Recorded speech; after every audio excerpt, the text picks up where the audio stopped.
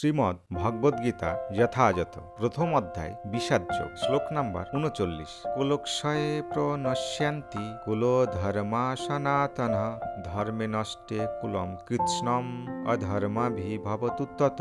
শব্দার্থ: কুলক্ষয় বংশনাশ হলে, প্রনশ্যন্তি বিনিষ্ট হয়, কুলধর্ম সনাতন চিরাচরিত, ধর্ম নষ্টে নষ্ট হলে, কুলম বংশকে, কৃৎসম সমগ্র, অধর্মম অভিভবতি অভিভূত করে, উত বলা হয়। অনুবাদ: কুলক্ষয় হলে সনাতন কুল ধর্ম বিনিষ্ট হয় এবং তা হলে সমগ্র বংশ অধর্মে অভিভূত হয়। তাৎপর্য: বর্ণাশ্রম সমাজ ব্যবস্থায় অনেক রাজনীতি ও আচার অনুষ্ঠানের নির্দেশ দেওয়া হয়েছে, যা পরিবারের প্রতিটি লোকের যথাযথ পারমার্থিক উন্নতি সাধনে সহায়তা করে। পরিবারের প্রবীণ সদস্যরা পরিবারভুক্ত অন্য সকলের জন্ম থেকে আরম্ভ করে মৃত্যু পর্যন্ত শুদ্ধিকরণ সংস্কার দ্বারা তাদের যথাযথ মঙ্গল সাধন করার জন্য সর্বদাই তৎপর থাকেন। কিন্তু এই সমস্ত প্রবীণ লোকেদের মৃত্যু হলে মঙ্গলজনক এই সমস্ত পারিবারিক প্রথাকে রূপ দেওয়ার মতো কেউ থাকে না। তখন পরিবারের অল্প বয়স্ক সদস্যরা